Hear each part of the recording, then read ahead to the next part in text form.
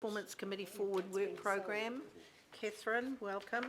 As you're aware, councillors, each committee is now trying to get themselves a forward work programme so that we're working towards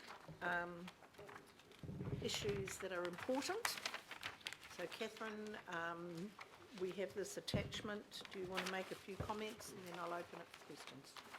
Thank you, Madam Chair. Yes, as you say, this follows on from work programs being adopted earlier in the year by the Auckland Development Committee and the Regional Policy and Strategy Committee. In those two cases, one of the key motivations for that was to ensure that those committees were focused on the major decisions that they have to make over the coming months. So alongside that, there was a decision that all items coming to those committees should, wherever possible, have decisions attached to them, and that information-only items were to be, in general, dealt with in other ways. So that's been happening through more use of memos and through briefing workshops primarily. Finance and performance, probably a little bit different. The work program here, the bulk of the work program is focused on development of the annual plan and also on fulfilling your monitoring function, which obviously does require you to receive reports. So finance and performance work program is relatively straightforward. I don't think there's anything in this draft program that should come as any surprise to you. The only new area of work that or area of reporting that we're possibly signalling is that just as you currently receive updates around the new core program, that there's possibly a need to look at receiving some further updates around other major program areas of expenditure for council. That's still to be worked through because just to ensure that that's not duplicating reporting that's happening elsewhere. Thank you. Any questions or comments? So I'll move the, move the recommendation. If I got a second, thank you. And Councillor Casey. Just a wee explanation of line 1.1, which is, I just want confirmation from staff that it's not just changes to those 4 particular policies that we can put into the mayoral's proposal, that we have. We are setting the mayoral proposal beyond those 4 boundaries.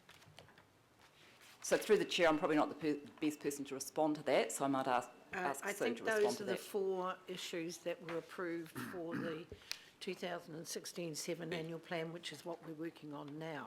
It doesn't mean that's what is going forward. That might change.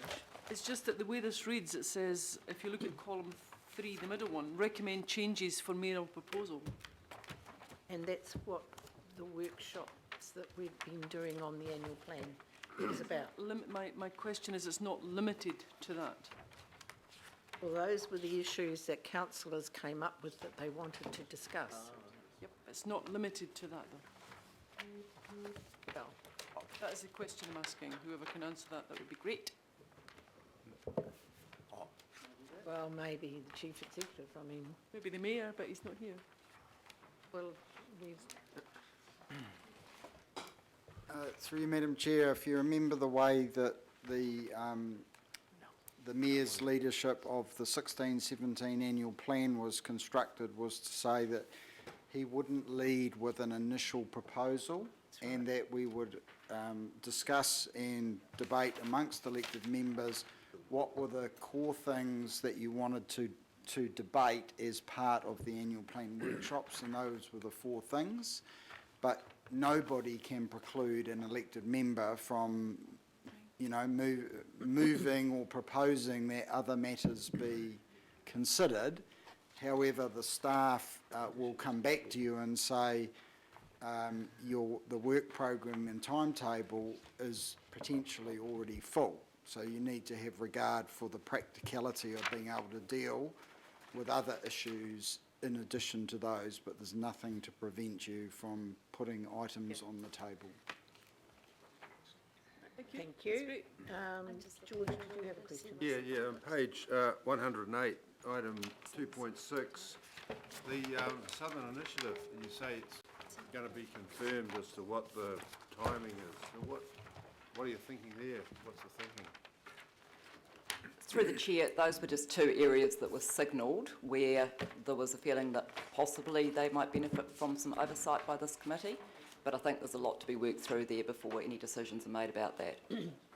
It's not precluding your committee, this is the No, financial. no, this is the performance of that project, obviously, or that transformational program. So I'm just, you know, I think it's probably timely that we do get those reports. We'll get an update on what's happening with the Southern Initiative. So I think it should be done reasonably soon. Right. As far as the performance, what's being achieved. Thank you. Thank you. Councillor Cashmore? Just thank you, Madam Chair. Just in the development of the annual plan, could I have some confirmation, please, that we'll be able to look at, as the Chief Executive has said, other items that we potentially put forward? I will note that under the long-term plan, the proposed annual plan increase for rates next year is 3.2. I think there'd be quite a desire from many councillors to see that reduced by a reasonable amount. And we need to perhaps have some discussions around how that may or may not be achieved with the relevant finance staff present. So I just want confirmation there will be an ability for us to have that roundtable discussion and workshop.